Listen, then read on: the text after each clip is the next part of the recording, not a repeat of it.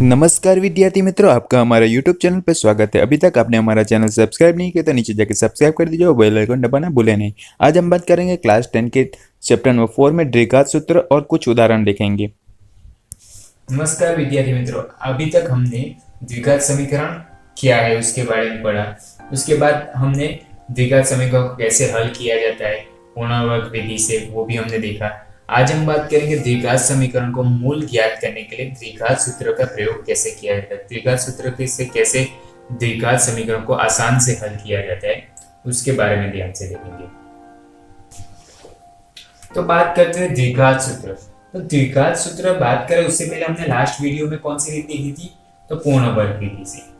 तो हमने द्विघात समीकरण को लास्ट में पूर्ण वर्ग विधि से हल किया था। तो पूर्ण वर्ग विधि में क्या कह रहे थे कि द्विघात समीकरण, जब द्विघात समीकरण ax² plus bx plus c जहां पे a नॉट इक्वल टू 0 हो, तब द्विघात समीकरण को x plus b open 2a whole to square minus b open 2a whole to square plus c by a equal to 0 के रूप में लिखा जाता था। कौन सी विधि में? पूर्ण वर्ग विधि में। तो अब हमें द्विघात सूत्र ज्ञात करना है। तो इसको क्या करेंगे, यही सूत्र को जो पूर्ण वर्ग विधि में हमने बनाया था, जो उसको ज्यादा एक्सपांड करेंगे, यानी कि पूर्ण विस्तार करके उसको थोड़ा आगे हल करेंगे। जो मिलेगा वो हमारा पूर्ण वर्ग द्विघात सूत्र हो जाएगा। देखते, तो पहले तो इसका वर्ग कर देते हैं। तो x plus b open 2/a minus b का वर्ग करो तो b स्क्वायर, 2 का वर्ग करोगे तो 4 और a का वर्ग a square 4a square plus c by a is equal to 0। अब क्या करते हैं, c बाई a को उस तरफ भेज देते हैं और इसको भी इस तरफ भेज देते हैं। तो इस तरफ क्या बचा, x plus b open 2a whole to square था पहले में, अब इज इक्वल टू 0 के उस तरफ c बाई a गया, प्लस में है तो माइनस में हो जाएगा ना। तो किस पहले बी स्क्वायर माइनस 4a को बोलते हैं, B square open 4a square को भेजा मैंने, तो माइनस में उस तरफ गया तो प्लस में। अब c बाई a को भेजते तो प्लस में है तो माइनस में हो जाएगा, माइनस c बाई a। अब देखो यहाँ पे देखो 4a स्क्वायर और सिर्फ a है, तो इसका एलसीएम निकालोगे 4a स्क्वायर और a का, तो 4a स्क्वायर ही आएगा। तो इस यहाँ पे मुझे 4a स्क्वायर लाने के लिए कितना से गुणा करना पड़ेगा, 4a से क्या किया वो काउंट्स में लिख देता हूँ, एलसीएम लिया, कितना आया 4a स्क्वायर। अब यहाँ पे 4a स्क्वायर लाने के लिए 4a नीचे गुणा तो उतना ऊपर गुणा करना पड़ेगा, तभी बैलेंस होगा समीकरण।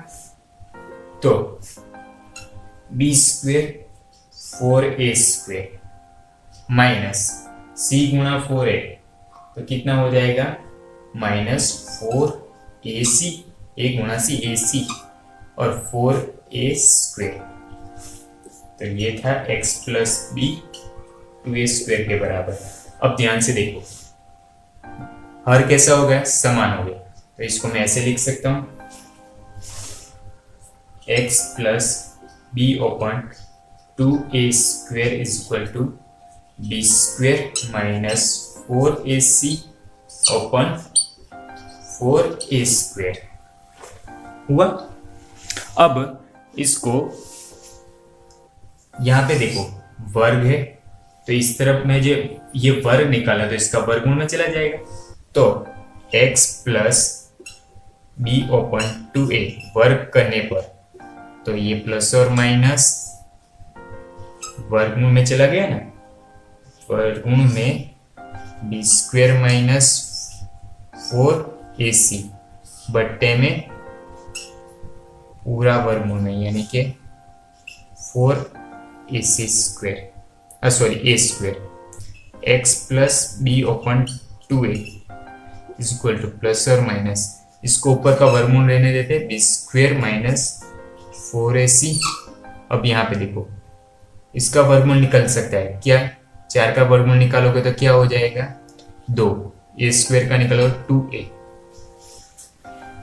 अब क्या करेंगे, मुझे सिर्फ x के बराबर चाहिए। x बराबर b/2a को उस तरफ भेजते हैं, तो माइनस b/2a हुआ, और ये प्लस और माइनस था ही, b स्क्वायर माइनस 4ac बट्टे में 2a।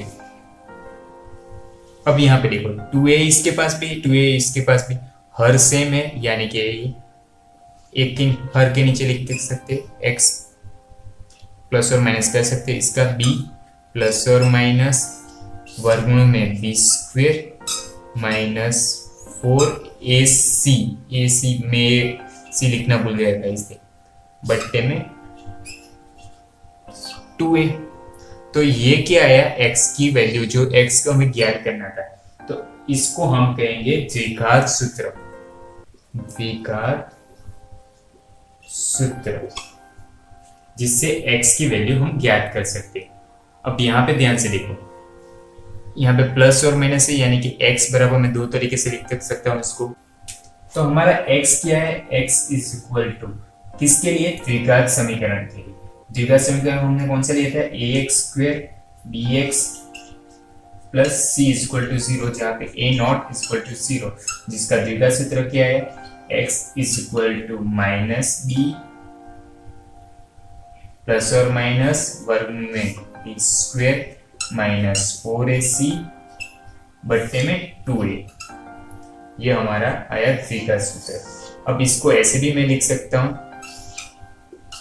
x is equal to minus b plus वर्गमूल में b square minus 4ac upon 2a, और दूसरा क्या साथ में आ सकता है, माइनस वाला, एक प्लस वाला और एक माइनस वाला, and x is equal to minus b minus वर्गमूल में b स्क्वायर माइनस 4ac बट्टे में 2a। तो यही सूत्र का प्रयोग करके हमें द्विघात समीकरण का हल करना है। तो कुछ उदाहरण लेके देखते हैं, इसको हल करेंगे। उदाहरण 10, एक आयताकार भूखंड का क्षेत्रफल 528 मीटर है। क्षेत्रफल की लंबाई मीटर में चौड़ाई की दुगनी से एक अधिक है, तो हमें भूखंड की लंबाई और चौड़ाई ज्ञात करनी है। तो पहले समझते हैं आकृति लेके। एक आयताकार का भूखंड है, उसका क्षेत्रफल 528 मीटर स्क्वायर है। तो आयत में क्या होता है, तो एक लंबाई होती है और एक चौड़ाई होती है। हमें दोनों ही नहीं दी, तो एक काम करते, मान लेते किसी एक को। तो माना कि चौड़ाई x मीटर है, चौड़ाई को मैंने मान लिया x मीटर। अब दूसरा वाक्य ध्यान से पढ़ो, उसी में क्षेत्र की लंबाई चौड़ाई से दुगनी से एक अधिक है, यानी कि लंबाई कैसी है, चौड़ाई से दुगनी प्लस एक अधिक, यानी कि किसकी, तो चौड़ाई से दुगनी, तो चौड़ाई क्या है, x है, उसकी दुगनी करोगे तो 2x हो जाएगा, और एक अधिक यानी कि 2x प्लस 1 हो गया, तो ये हो गया 2x प्लस 1 मीटर लंबाई। अब लंबाई और चौड़ाई मिल गई। अब पहला वाक्य फिर से ध्यान से पढ़ो, आयताकार का भूखंड का क्षेत्रफल 528 है, यानी कि हमें क्षेत्रफल दिया है, क्षेत्रफल 528 मीटर स्क्वायर। अब क्षेत्रफल यानी क्या, तो क्षेत्रफल आयत की लंबाई गुणा चौड़ाई से बनता है, तो क्षेत्रफल यानी कि लंबाई गुणा चौड़ाई इज इक्वल टू, इसको ऐसे ही रहने देते 528 मीटर स्क्वायर। अब लंबाई की जगह लंबाई 2x प्लस 1 और चौड़ाई की जगह चौड़ाई x गुणा x बराबर 528 मीटर स्क्वायर चला गया, इसको ऐसे ही रहने। तो x के साथ गुणा करोगे तो क्या हो जाएगा, 2x स्क्वायर प्लस 1 के साथ गुणा करोगे तो x इज इक्वल टू 528 को इस तरफ ले आते 2x² प्लस x माइनस 528 इस तरफ कुछ नहीं बचा यानी कि 0। तो हमें यहाँ पे समीकरण मिल गया कौन सा, तो द्विघात समीकरण 2x² प्लस x माइनस 528 बराबर 0। तो ये द्विघात समीकरण को हम हमारा द्विघात समीकरण मूल कौन सा था उसका, तो ax² plus bx plus c is equal to 0 से सरखाएंगे तो इससे क्या मिलेगा, तो x² के साथ a होता है यानी कि a बराबर हमें क्या मिला, a बराबर हमें मिला 2। उसी तरह b बराबर क्या हो जाएगा, तो x वाला साथ, x वाले के साथ कुछ नहीं यानी कि x के आगे कुछ होगा तो b बराबर 1 हो गया। उसी तरह c बराबर कितना है, यहाँ पे c प्लस में है तो यहाँ पे माइनस में है यानी कि c बराबर माइनस 528। तो a b और c की कीमत मिली। अब हमारा द्विघात सूत्र क्या था, तो द्विघात सूत्र था x is equal to minus b plus और माइनस वर्गमूल में b² माइनस 4ac बट्टे में 2a। तो हम क्या करेंगे, कीमत रखेंगे। तो b की कीमत कितनी है, b बराबर 1 है तो 1 माइनस का चिन्ह प्लस और माइनस b²। तो b कितना है 1 होल टू स्क्वेयर। अब 4a की कीमत कितनी है हमारे पास 2c, c की कीमत कितनी है माइनस 528 बट्टे में 2 गुणा a यानी कि a तो हमारा 2 है। अब -1 प्लस और माइनस वर्गमूल में 1 का वर्ग करोगे तो 1 माइनस माइनस प्लस हो जाएगा 4 2 8 8 गुणा 528 बट्टे 4। अब इसका करोगे तो इसको आगे हल करोगे तो -1 प्लस और माइनस 528 गुणा 4 4224 और 1 25 यानी के वर्गमूल में 4225 बट्टे 4।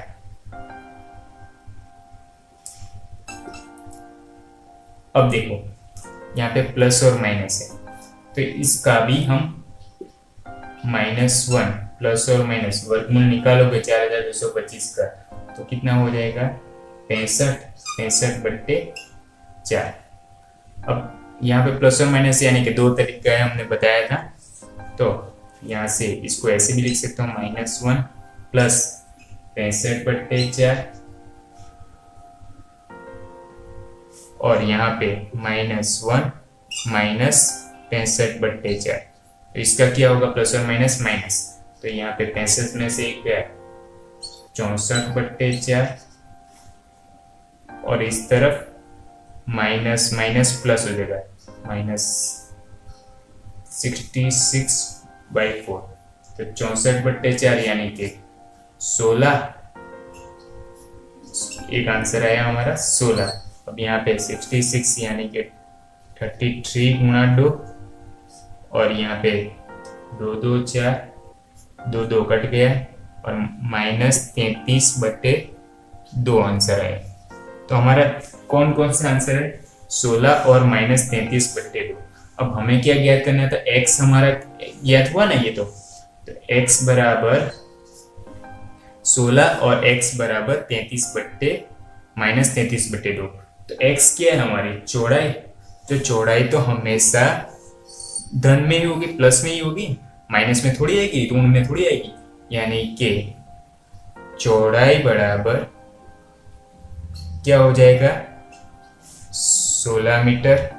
तो लंबाई कितनी हो जाएगी, लंबाई है 2x + 1 यानी 2 गुणा 16 + 1 16 2 32 32 और 1 33 मीटर। तो चौड़ाई हो गई 16 और लंबाई हो गई 33। अब इसको जांच लेते हैं, आपको जांचना बोला हो प्रश्नों को तो जांच करते हैं। तो जांच करेंगे। तो जांच में क्या दिया है, क्षेत्रफल 523 यानी कि 16 गुणा लंबाई गुणा चौड़ाई, लंबाई गुणा चौड़ाई। तो 16 गुणा 33 करो, 528 आ रहा है, यानी कि आपका आंसर सही है। तो हमारा उदाहरण 10 का आंसर आ गया। अब उदाहरण 11 देखते हैं। उदाहरण 11, दो ऐसे क्रमागत विषम धनात्मक पूर्णांक ज्ञात कीजिए जिसके वर्गों का योग 290 हो। अब यहाँ पे किसकी बात हो रही है पहले वो देखो, क्रमागत संख्या और विषम धनात्मक पूर्णांक, पूर्णांक संख्या, यानी कि विषम भी होने चाहिए, क्रमागत भी यानी कि क्रम में भी होनी चाहिए, और धनात्मक पूर्णांक। तो धनात्मक पूर्णांक हमारा सबसे बात करें तो एक विषम संख्या, और दूसरी उसके बाद आती है 3, उसके बाद 5। तो ऐसी विषम संख्या होती है धनात्मक में। तो यहाँ पे एक देखो, कब आएगा एक के बाद दूसरी विषम संख्या, जब पहली संख्या में 2 प्लस करोगे। उसी तरह नेक्स्ट 3, ये 3 हुआ, 3 आ गया। अब 3 में 2 प्लस करोगे तो 5 आएगा, यानी कि मैं पहला विषम धनात्मक पूर्णांक x मान लो, तो उसमें 2 प्लस करूंगा तो दूसरा मिल जाएगा। तो हम मान लेते हैं, माना कि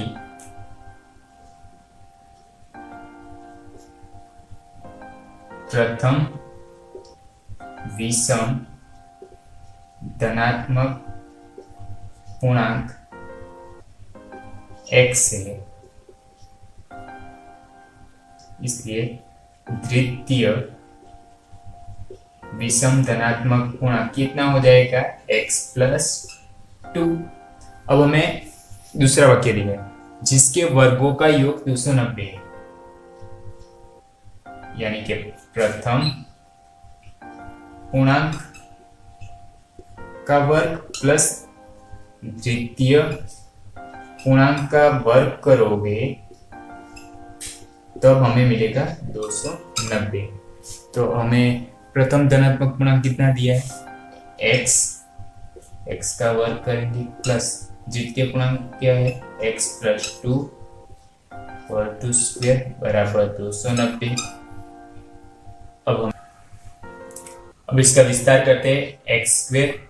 अब देखो x plus 2 whole to square, यानी कि a plus b whole to square जैसा हो गया। उसका आंसर क्या आता था, a square plus twice ab plus b square. तो उसी तरह हम इसका विस्तार करेंगे तो इसका पहले पद का वर्ग यानी कि x square plus twice a की जगह हमारे पास a और b की जगह है, सॉरी a की जगह x है, b की जगह 2 b, यानी कि 2 2 4, यानी कि 4x plus b square plus 4 बराबर 290। अब क्या करेंगे, तो x square plus x square 2x square हो जाएगा प्लस 4x, 290 को इस तरफ ले आते प्लस 4 माइनस 290 इक्वल टू 0। तो ये हो जाएगा 2x square plus 4x plus और माइनस माइनस होगा, तो 290 में से 4 जाएगा तो कितना हो जाएगा, 290 आ गया तो कितना हो जाएगा 286, 286 इक्वल टू 0। अब देखो यहाँ पे सब में 2 और 2 का गुणनखंड है, यानी कि इस समीकरण को 2 से भाग देने पर, 2 से भाग देने पर, 2 से मैं भागूंगा इसको पूरे समीकरण को 2, तो 2 2 कट गया तो बचा क्या x स्क्वायर, 4 को 2 से भागूंगा तो 2 2 4 यानी बचा 2, यानी कि 2x प्लस 286 को 2 से भागूंगा तो 143। अब यहाँ पे देखो प्लस और माइनस माइनस रहता है, यहाँ पे चिन्ह मैंने माइनस रहेगा तो ये भी माइनस रहेगा, तो x square plus 2x minus 143 equal to 0। अब हमारा सूत्र कौन सा था, तो ये कैसा हो गया, ax square plus bx plus c equal to 0, जहाँ पे a नॉट इक्वल टू 0 जो द्विघात समीकरण जैसा हो गया। अब द्विघात समीकरण का सूत्र हमारा क्या था, तो वही हम द्विघात समीकरण का सूत्र याद करो। द्विघात समीकरण का सूत्र x is equal to minus b plus और माइनस वर्गमूल में बी स्क्वायर माइनस 4ac बट्टे में 2a। अब हमें इसमें यहां से हमें a, b और c की कीमत मिल जाएगी। इन दोनों समीकरण को संगत करेंगे तो a बराबर क्या हो जाएगा, x2 के आगे। तो x2 के आगे हमारा क्या है 1, यानी कि a की कीमत हो गई 1। उसी तरह x की आगे क्या है तो b, यानी कि हमारा b की कीमत हो जाएगी 2। उसी तरह तीसरा number c is equal to कितना हो जाएगा 143। तो हम इसमें कीमत रखेंगे x is equal to b की जगह कितना रखना है 2 माइनस प्लस और माइनस वर्गमूल में बी स्क्वायर यानी कि 2 का वर्ग माइनस 4a कितना है हमारा, तो a है हमारे पास 1 और c कितना है x 143, वो भी कैसा माइनस वाला, यानी कि माइनस 143 बट्टे में 2a कितना है हमारा 1। अब इसको हल करेंगे तो -2 प्लस और माइनस वर्गमूल में 2 का वर्ग करोगे तो 4। अब माइनस माइनस प्लस होगा आंसर। अब 4 गुणा 1 4 और 4 गुणा 143 कितना हो जाएगा 572 बट्टे में 2 गुणा 1 2 ही रहेगा। अब इसको और आसान करते हैं, प्लस और माइनस 272 प्लस 4 करोगे तो 276 572 प्लस 4 576 बट्टे 2। 576 का वर्गमूल निकालोगे तो प्लस और माइनस 576 किसका वर्गमूल होता है 24 का बट्टे 2। अब यहां से हमारा 2 आंसर निकलेगा, x बराबर -2 प्लस 24 बट्टे 2 और दूसरा क्या होगा -2 माइनस 24 बट्टे 2। अब 24 में से 2 गया कितना हो जाएगा 22 बट्टे 2। 22 यानी कि 11 गुणा 2 बट्टे 2 2 कट गया, यानी कि x की वैल्यू आई हमारी 11। अब उसी तरह इस तरफ देखो तो x बराबर -2 माइनस 24 -26 हो गया, -26 बट्टे 2 तो 13 2 26 यानी कि -13। तो x की वैल्यू कितनी आई -13, लेकिन हमें तो धनात्मक पूर्णांक संख्या की बात हो रही, यानी कि ये तो -13 वाला आएगा नहीं। तो x की वैल्यू कितनी होगी हमारी 11। अब इसको आंसर को चेक करते हैं, यानी कि जांच कीजिए। तो जांच करेंगे तो हमारे प्रथम धनात्मक संख्या क्या है x हमारा क्या आया 11 और दूसरी धनात्मक संख्या x प्लस 2 यानी कि 11 प्लस 2 13। तो हमारी प्रथम धनात्मक संख्या 11 और दूसरी आई 13। अब इन दोनों का गुणा करके देखो 11 गुणा 13 कितना हो रहा है 290 आ रहा है, तो आपका आंसर सही है। और जांच करके ये लिखना है कि आपने आंसर आ रहा है कि नहीं, जांच की है। उदाहरण 12 को आपको ध्यान से समझना है। मैं आपको प्रश्न पढ़ते जाऊंगा और आकृति ड्रॉ करते जाऊंगा और उसमें आकृति से समझेंगे। तो देखते हैं, एक ऐसे आयताकार पार्क को बनाना है जिसकी चौड़ाई और लंबाई 3 से कम हो, जिसकी चौड़ाई इसकी लंबाई से 3 कम हो। तो पहले तो बात करते हैं आयताकार की बात हो रही है। तो ये आयताकार हो गए, तो ये हो गई हमारी लंबाई, क्योंकि ये लंबाई ना इस तरफ थोड़ी लंबाई, तो ये आयताकार की लंबाई हो गई। तो ये हो गई चौड़ाई की बात हो रही, बाद में देखेंगे उसको। जिसका क्षेत्रफल पहले से नियमित समद्विबाहु त्रिभुज का पार्क का आधार आयत पार्क की चौड़ाई के बराबर, यानी कि जो समद्विबाहु त्रिभुज है, समद्विबाहु यानी कि जिसकी दो भुजा समान, वो त्रिभुज एक आयत आकार के आधार यानी कि त्रिभुज का आधार और आयत की क्या चौड़ाई के बराबर है? चौड़ाई के बराबर है, तो हमारी ये चौड़ाई है। चौड़ाई आयत आकार में आमने सामने चौड़ाई होती, तो ये चौड़ाई के बराबर है। तथा ऊंचाई 12 मीटर है, यानी कि ये त्रिभुज की ऊंचाई कितनी हुई? 12 मीटर।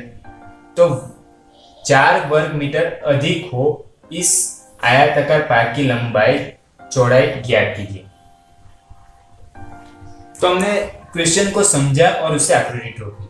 अब क्वेश्चन को फिर से पढ़ते और बात करते हैं। तो पहले आयताकार की बात हो रही, तो आयताकार में क्या है? लंबाई और चौड़ाई। तो आयत आकार की लंबाई और चौड़ाई की बात हो रही है। तो प्रश्न पढ़ते, ऐसे आयताकार पार्क बनाना है जिसकी चौड़ाई उसकी लंबाई से 3 कम हो। क्या बोला है? चौड़ाई लंबाई से 3 कम हो, यानी कि चौड़ाई से लंबाई 3 ज्यादा हो गई। तो मान लेते हैं कि चौड़ाई x है, तो लंबाई कितनी हो जाएगी? उससे 3 ज्यादा, यानी कि x प्लस 3 हो। ये हमने चौड़ाई मान ली, तो लंबाई x प्लस 3 हुई, क्योंकि हमें दिया ही नहीं। तो हमें बोला गया है कि चौड़ाई उसकी लंबाई से 3 कम, यानी कि ये x प्लस 3 है, उससे 3 कम, यानी कि चौड़ाई हो गई। तो माना कि आयताकार की चौड़ाई x है, इसकी वजह से क्या हो गया? उस आयताकार के लंबाई कितनी हो गई? लंबाई x प्लस 3 हो गई, क्योंकि 3 ज्यादा है, x प्लस 3 है। अब लंबाई चौड़ाई हो गई। अब आयत आकार का क्षेत्रफल, तो आयत आकार का क्षेत्रफल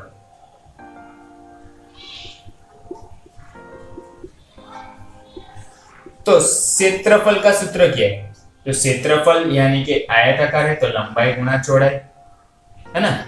लंबाई गुणा चौड़ाई। तो यहां पे लंबाई क्या है? x मीटर ले ली थी हमने, सॉरी, लंबाई तो हमारी x प्लस 3 मीटर में है, और चौड़ाई हमने कितनी ज्ञात माना था? x मीटर, यानी कि x मीटर। अब गुणा करोगे तो इसका x गुणा x, x स्क्वेयर, x गुणा 3, 3x मीटर गुणा मीटर, यानी कि x square plus 3x metre square. तो ये हुई आयताकार की बात। अब बात करें त्रिभुज की, तो त्रिभुज कौन सा दिया है हमें? समद्विबाहु त्रिभुज। अब समद्विबाहु त्रिभुज में हमें क्या दिया है? तो हमें उसमें क्या पता है? तो 12 मीटर उसकी ऊंचाई पता है, बाकी कुछ नहीं पता। लेकिन आधार देखो, इसकी आधार और इसका आधार सेम है, तो आधार क्या हुआ? उसका भी सेम, यानी कि ये भी x हो गई। तो समद्विबाहु त्रिभुज की आधार बराबर कितना है? x, और ऊंचाई है हमारे पास कितनी? 12 मीटर। आधार x मीटर, ऊंचाई 12 मीटर। तो समद्विबाहु त्रिभुज की हम क्षेत्रफल ज्ञात कर सकते हैं उसका भी। तो समद्विबाहु त्रिभुज का क्षेत्रफल, त्रिभुज का क्षेत्रफल का सूत्र क्या है? याद करो, 8वीं में सिखाया था, 9वीं में भी, 1/2 आधार गुणा ऊंचाई। अब 1/2 आधार, आधार हमारे पास क्या है? x, और ऊंचाई कितनी दी है? 12 मीटर, यानी कि अब देखो ऊपर का गुणा कर दोगे तो 12x बट्टे में 2, इसका करोगे तो 6x। तो हमारा समद्विबाहु त्रिभुज का क्षेत्रफल क्या है? 6x metre square. अब ध्यान से देखो, हमने क्या ज्ञात किया? आयताकार का क्षेत्रफल और समद्विबाहु त्रिभुज का क्षेत्रफल। अब हमें क्या दिया है? ध्यान से पढ़ते हैं। इस क्षेत्रफल से पहले नियमित समद्विबाहु त्रिभुज आकार का पार्क जिसका आधार आयताकार पर की चौड़ाई के बराबर तथा ऊंचाई 12 मीटर है। तो 4 वर्ग मीटर अधिक हो, यानी कि आयताकार किससे, त्रिभुज से 4 मीटर वर्ग अधिक हो, यानी कि आयताकार का क्षेत्रफल, आयताकार का क्षेत्रफल किससे अधिक है, तो त्रिभुज वाले से। कितना अधिक है, तो 4 वर्ग मीटर, यानी कि आयताकार का क्षेत्रफल बराबर में लिखूं त्रिभुज का क्षेत्रफल। तो कौन अधिक है, आयताकार। कितना, त्रिभुज से 4 वर्ग मीटर अधिक, यानी कि किसमें प्लस करना पड़ेगा, त्रिभुज में 4 प्लस करना पड़ेगा, यानी कि अकेला आयताकार का क्षेत्रफल 4, त्रिभुज का क्षेत्रफल प्लस 4 वर्ग मीटर, यानी कि आयताकार का क्षेत्रफल हमारा क्या आया था, तो x² प्लस 3x बराबर, अब इस तरफ देखो 4 प्लस त्रिभुजाकार का क्षेत्रफल, त्रिभुजाकार का क्षेत्रफल कितना आया था, तो त्रिभुजाकार का क्षेत्रफल 6x आया था ना, तो ये हुआ 6x। अब x वाले को एक तरफ और नंबर्स को एक तरफ ले लेते, तो x² प्लस 3x तो था ही, अब ये प्लस 6x इस तरफ आएगा तो माइनस 6x, 4 को भी ले आते इस तरफ, तो -4 इज इक्वल टू कुछ नहीं बचा, यानी कि 0। अब x² प्लस और माइनस माइनस होगा, 6x में से 3x गया, यानी कि 3x और चिन्ह माइनस का बड़ी संख्या का जाएगा, और -4 इज इक्वल टू 0। तो हमें द्विघात समीकरण मिला कौन सा, x² माइनस 3x माइनस 4। अब इसको हम ऐसे भी लिख सकते हैं ax² plus bx plus c a not is equal to 0, a not equal to 0 के बराबर संगत कर सकते हैं। तो यहाँ से मुझे a की कीमत मिल जाएगी, तो a बराबर कितना हो जाएगा 1, b बराबर कितना हो जाएगा -3 और c बराबर -4। अब इसी का प्रयोग करके हम द्विघात के सूत्र का प्रयोग करके इसको हल कर सकते हैं। द्विघात समीकरण को सरखाकर a और b और c की कीमत ज्ञात कर ली।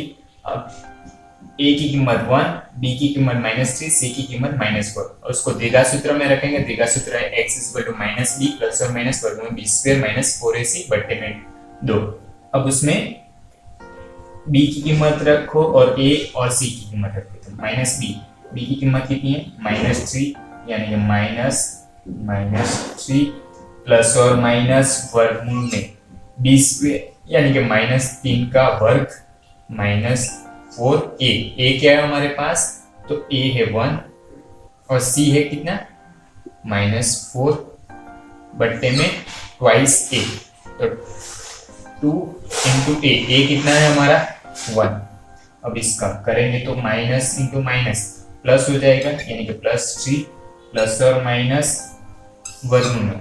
अब देखो 4 माइनस में माइनस में, अब ये सब कुछ तीनों गुणा में है ना, 4ac, 4 गुणा 1 4, 4 4 16, -16 माइनस माइनस प्लस, यानी कि +16, जो हुआ +16। अब यहाँ पे ध्यान से देखो 3 का वर्ग माइनस माइनस प्लस हो जाएगा, यानी कि 3 का वर्ग 9 और बट्टे में 2, 3 प्लस और माइनस 9 और 16 25 बट्टे में 2।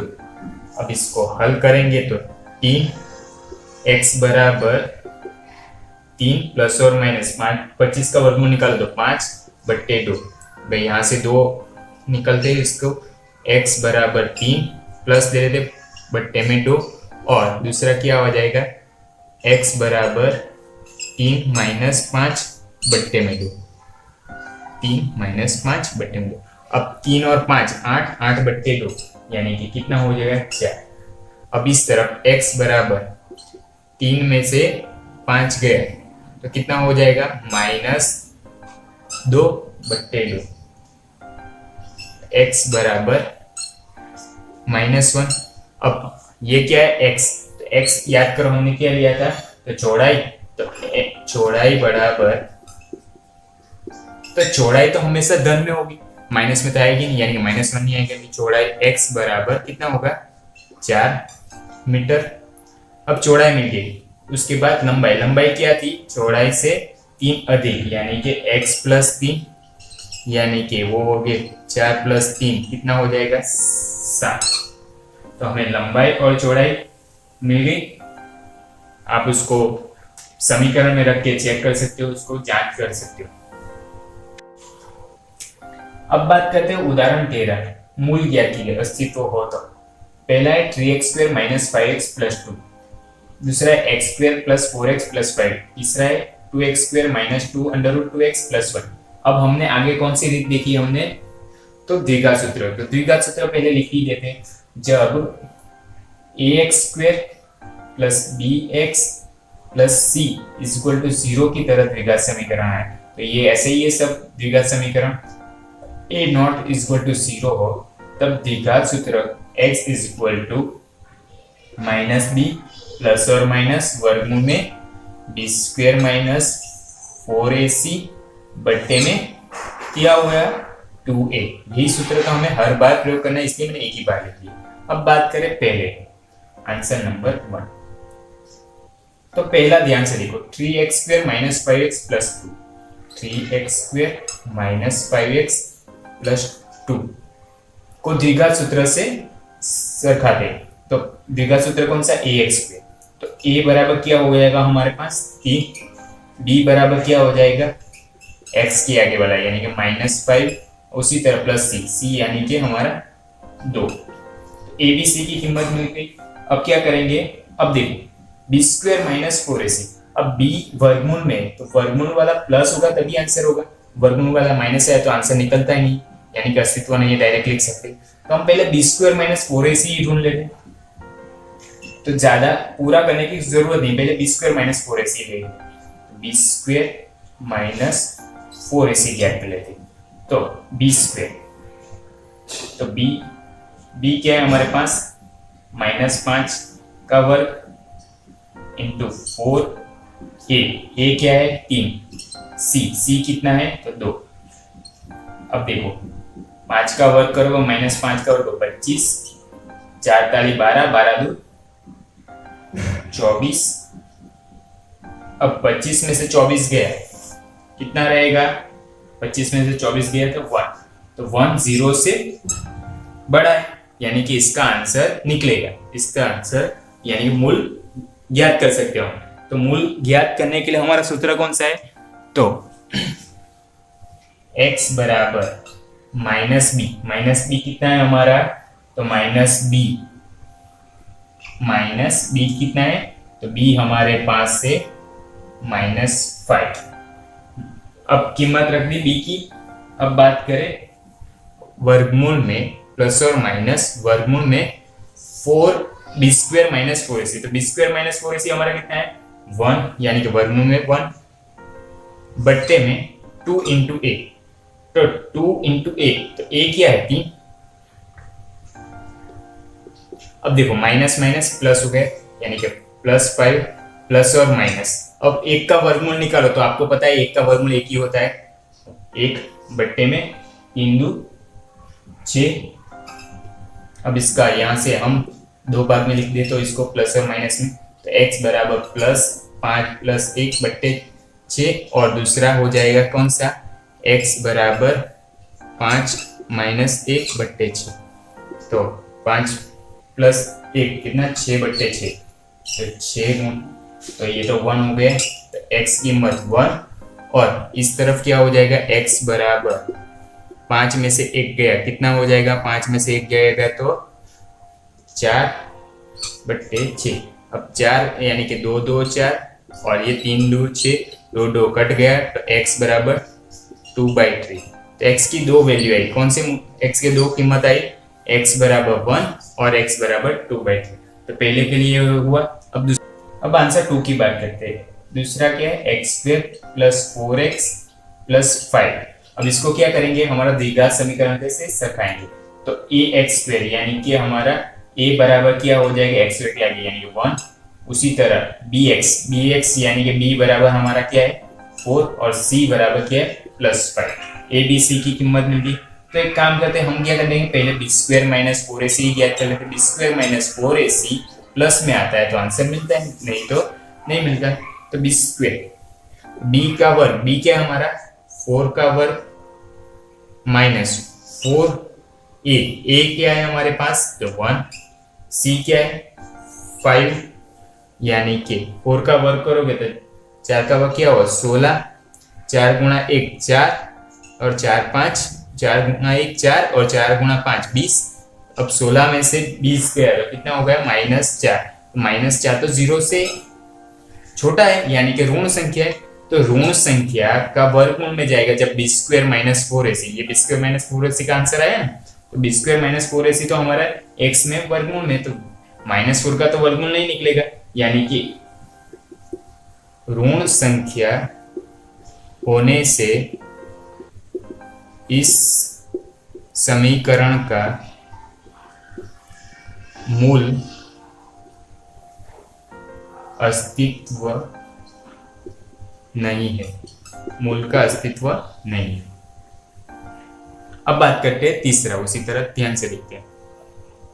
अब बात करते हैं आंसर नंबर तीसरा, 2x² - 2 √2 x + 1 = 0। अब इसको भी इससे साथ सरखाएंगे हमारा द्विघात समीकरण के साथ, तो a बराबर क्या हो जाएगा, x के आगे 2, उसी तरह b बराबर क्या हो जाएगा -2 √2, है ना, और c बराबर +1। अब b², अब क्या कर देंगे, पहले b² - 4ac ज्ञात कर लेते हैं, तो आसान रहेगा हमारा, तो वर्गमूल में है तो प्लस आता है तो आंसर निकलेगा b² - 4ac। अब b क्या है हमारे पास -2 √2 होल टू स्क्वायर 4a क्या है 2, c यानी कि 1। अब यहाँ पे वर्ग करोगे तो b² 2 √2 होल टू स्क्वायर करोगे तो आपका क्या हो जाएगा, तो 2 का वर्ग 4, है ना, 2 का वर्ग 4, √2 होल टू स्क्वायर यानी कि √2 होल टू स्क्वायर करोगे तो अंडर कट जाएगा, यानी कि 4 × 2 और माइनस माइनस प्लस हो जाएगा। उसी तरह ये 4 2 8, 8 गुणा 1 8, तो ये भी 4 2 8, 8 - 8, 8 में से 8 गया यानी कि 0। ये तो धन संख्या हुई ना, 0 तटस्थ संख्या है यानी कि 0 से कम नहीं है, ऋण संख्या नहीं है, यानी कि 0 का तो हम वर्गमूल निकाल सकते हैं, या 0 का वर्गमूल 0 ही होता है, ऐसे ही याद करोगे तो इसका आंसर अस्तित्व है। तो इसका आंसर अस्तित्व है तो हम क्या करेंगे, इसको द्विघात सूत्र में रखेंगे x बराबर -b हमारा b क्या है, तो माइनस काउंस में 2 √2 प्लस और माइनस वर्गमूल में क्या आएगा, तो b² - 4ac, तो b² - 4ac हमारा तो 0 है, यानी कि इसको 0 बट्टे में 2a, तो a क्या है 2, तो हमारा आंसर क्या आया, तो माइनस माइनस प्लस हो जाएगा, 2 √2 बट्टे में 2 × 2, 2 कट गया, आएगी हमारी √2 बट्टे 2 और √2 बट्टे 2। उदाहरण 14, निम्न द्विघात समीकरण का मूल यदि अस्तित्व है तो द्विघात समीकरण सूत्र का प्रयोग करके उसका हल ज्ञात कीजिए। अब द्विघात सूत्र का प्रयोग करना है, यानी कि हमारे पास समीकरण कैसा होना चाहिए, ax² + bx + c = 0, जहाँ पे a नॉट इक्वल टू 0 के रूप में होना चाहिए, और उसका सूत्र क्या था, x बराबर -b प्लस और माइनस वर्गमूल में b² - 4ac बट्टे में 2a। अब समीकरण ध्यान से देखो, x + 1/x = 3, जहां पे x नॉट इक्वल टू 0, तो एक बट्टे में x है, तो बट्टे में x निकालने के लिए मैं पूरे समीकरण को x से गुणा कर दूं, तो x से गुणा करने पर, अब समीकरण को पूरे को x से गुणा किए, यानी कि x गुणा x² हुआ। अब यहाँ पे भी x से गुणा करोगे तो x गुणा x² हुआ, यहाँ पे भी x से गुणा करना पड़ेगा दूसरे पद को, तो ऊपर x है नीचे x है, कट गया, तो बचा क्या, बचा 1 बराबर की इस तरफ भी गुणा करना पड़ेगा ना, 3 गुणा x 3x। अब 3x को इस तरफ ले आते हैं, तो x² + 1 3x इस तरफ -3x बराबर 0। अब इसको बराबर से लिख देते हैं, तो x² - 3x +1 आरोही क्रम में लिख दिया इक्वल टू 0। अब ये समीकरण ध्यान से देखो तो x² - 3x + 1 तो हमारा द्विघात समीकरण जैसा ही दिख रहा है ना। तो इसको अब हम क्या करेंगे, द्विघात सूत्र में रखेंगे a b c की कीमत ज्ञात करके। तो a b और c की कीमत ज्ञात करते हैं।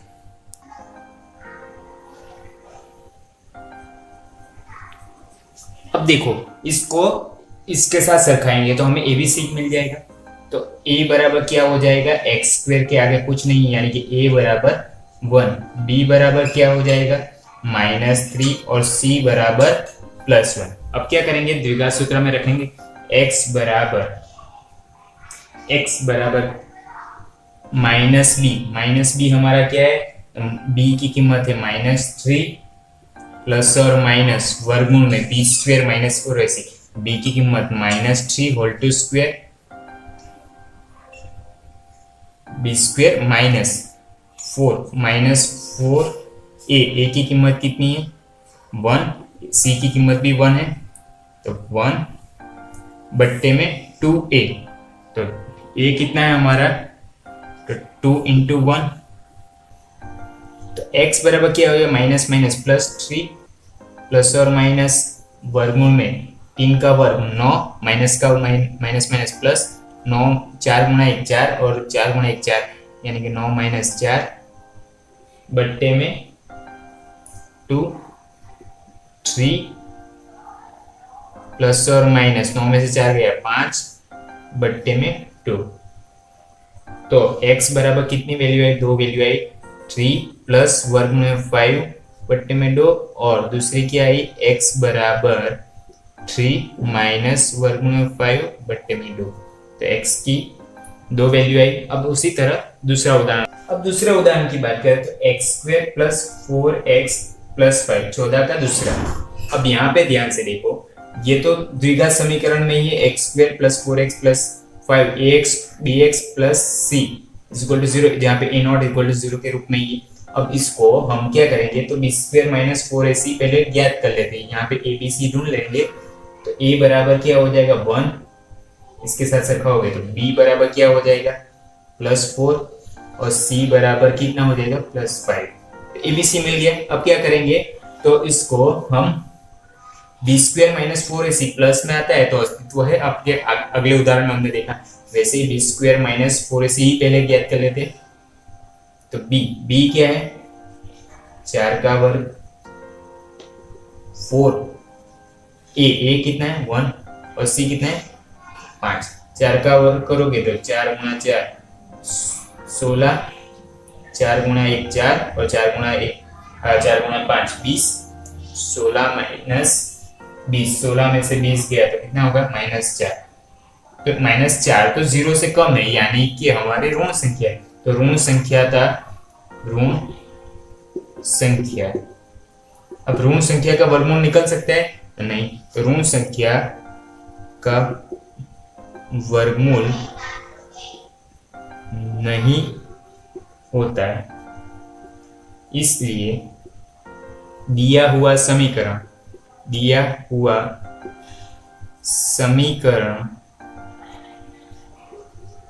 का वास्तविक मूल नहीं है, वास्तविक मूल नहीं।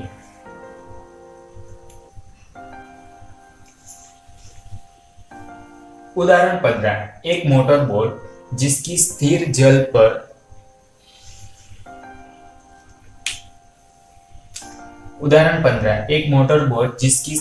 में चाल 18 किलोमीटर प्रति घंटा और 24 किलोमीटर धारा के प्रतिकूल जाने में वही दूरी धारा के अनुकूल जाने की अपेक्षा 1 घंटे अधिक लेती है तो धारा की चाल कहती है। प्रश्न ध्यान से समझते देखो, पहले क्या बोला है, मोटर बोट की बात हो रही, वो स्थिर जल में,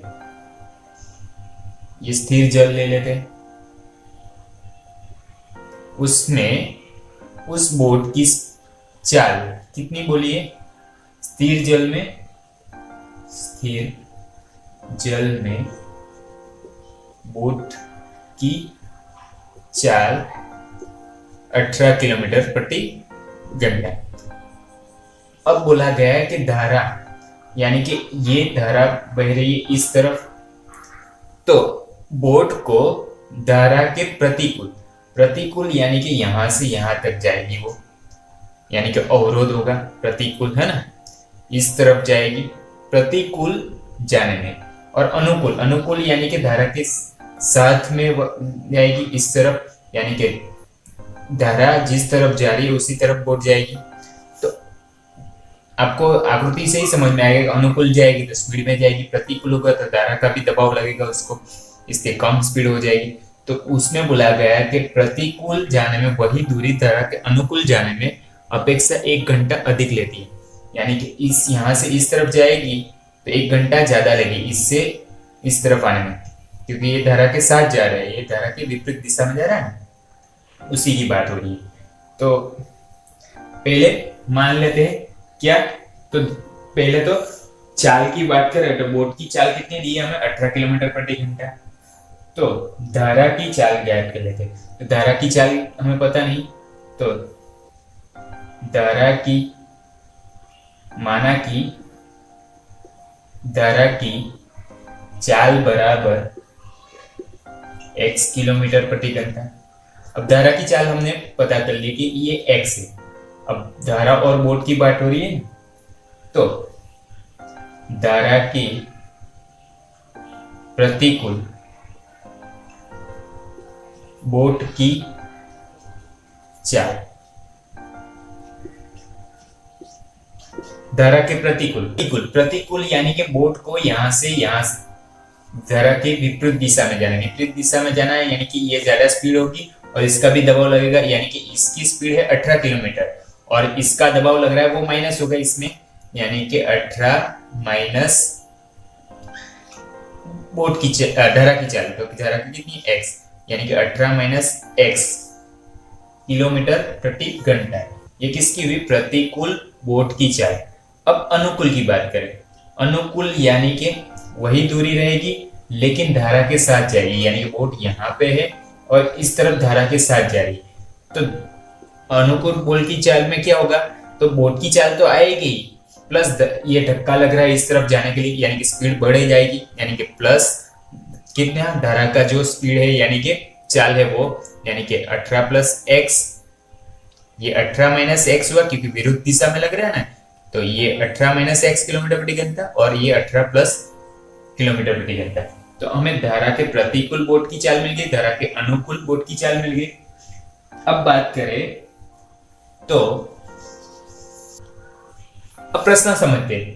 तो प्रतिकूल और अनुकूल, प्रतिकूल जाने में दूरी और अनुकूल जाने में दूरी एक सेम ही है, लेकिन वो प्रतिकूल वाला समय ज्यादा लेता है, 1 घंटा ज्यादा, यानी कि समय की बात हो रही। तो ये धारा के प्रतिकूल चाल है और अनुकूल चाल है, उसको हमें समय में लाना पड़ेगा, प्रतिकूल समय और अनुकूल समय, यानी कि बोट का धारा के प्रतिकूल समय, यानी कि धारा के साथ जाएगी तो प्रतिकूल समय कितना लगेगा, तो समय यानी क्या है, तो दूरी बट्टे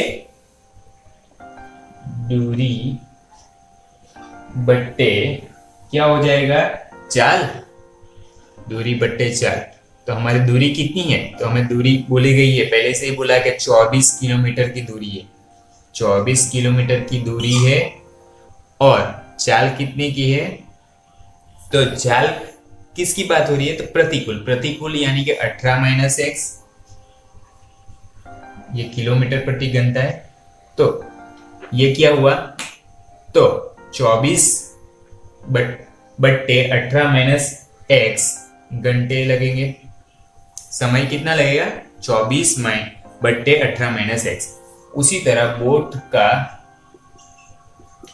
धारा के अनुकूल समय, धारा के अनुकूल समय वो भी ऐसा ही होगा, समय यानी कि दूरी बट्टे चाल।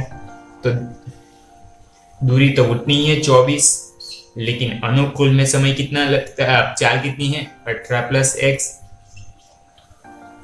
तो हमें अब पूरा वाक्य ध्यान से पढ़ो, प्रतिकूल जाने में वही दूरी धारा के अनुकूल जाने में 1 घंटा अधिक लेती है, यानी कि मैं इसको ऐसे लिखूं धारा के प्रतिकूल बोट धारा के प्रतिकूल समय बराबर धारा के अनुकूल समय। अब प्रतिकूल ज्यादा लेती है, यानी कि प्रतिकूल में से धारा के अनुकूल समय बात करोगे तो 1 घंटा ज्यादा लेती, यानी कि 1 घंटा बचेगा ना प्रतिकूल में से अनुकूल लेने का, तो 1 घंटा बचा। अब प्रतिकूल का सूत्र लिख देते, कौन सा है? तो प्रतिकूल का समय है हमारा 24/18 माइनस x, हमने समय लगता है ना, उसी तरह माइनस धारा के अनुकूल समय कितना लगता है? 24/18 प्लस x बराबर 1। अब यहाँ पे हमारे पास एलसीएम लेंगे तो एलसीएम क्या होगा? 18 minus x into 18 plus x, या क्रॉस गुणाकार भी ले सकते हो, आप डायरेक्ट लिख सकते हो इसको। तो ये यहाँ पे गुणा करेगा 24 काउंस में 18 plus x minus 24 18 minus x बराबर 1 के साथ तो दोनों गुणा जाएगा ना, यानी कि 18 माइनस एक्स 18 प्लस एक्स। अब इसको हल करते, अब इसको हल करेंगे तो 24 को अंदर गुणा करेंगे, 24 गुणा 18 कितना हो जाएगा? 432 प्लस 24x माइनस 24 गुणा 18 माइनस 432 24 गुणा x minus minus plus 24x। अब यहाँ पे देखो एक बार प्लस और एक बार minus, 18 minus x 18 plus x, यानी a minus B a plus B, उसका आंसर आता था a square minus B square, सूत्र था हमारा। तो a स्क्वायर यानी कि 18 है हमारे पास, 18 का वर्ग करेंगे माइनस बी स्क्वायर यानी कि x का स्क्वायर। अब 18 का वर्ग करोगे तो कितना हो जाएगा? 324, यानी कि 324 18 का वर्ग 324 लिखा और x का वर्ग x स्क्वायर हो जाएगा। अब यहाँ पे देखो प्लस और माइनस कट गए, 432 प्लस में 432 माइनस में। अब यहाँ पे 24x कितना हो जाएगा? 48x, दोनों प्लस में बराबर है, बराबर की इस तरफ से इस तरफ लाएंगे तो x स्क्वायर इस तरफ लाएंगे तो प्लस x स्क्वायर, और 324 को इस तरफ लाएंगे तो माइनस 324, इस तरफ कुछ नहीं बराबर 0। तो ये समीकरण क्या हो गया? द्विघात समीकरण हो गया। तो इसको हम लिख सकते हैं, द्विघात समीकरण को हम सरका दे रहे इससे ax square plus bx plus c की तरह हो गया इज इक्वल टू 0, जहाँ पे a नॉट इक्वल टू 0। उसका द्विघात सूत्र क्या था? x is equal to minus b plus और माइनस वर्गमूल में b स्क्वायर माइनस 4ac बट्टे में 2ac। अब यहाँ से हमें a b c की कीमत मिल जाएगी, इसके साथ सरखाएंगे तो a क्या हो जाएगा? तो a बराबर हमारे पास क्या हो जाएगा? x के आगे कुछ नहीं, यानी कि a बराबर 1 है ना। b बराबर क्या हो जाएगा? प्लस 48। उसी तरह c बराबर क्या हो जाएगा? माइनस 324। अब क्या करते हैं? द्विघात सूत्र में रखते हैं, तो x बराबर माइनस 48 b यानी कि 48 प्लस और माइनस वर्गमूल में b स्क्वायर, b क्या है हमारा?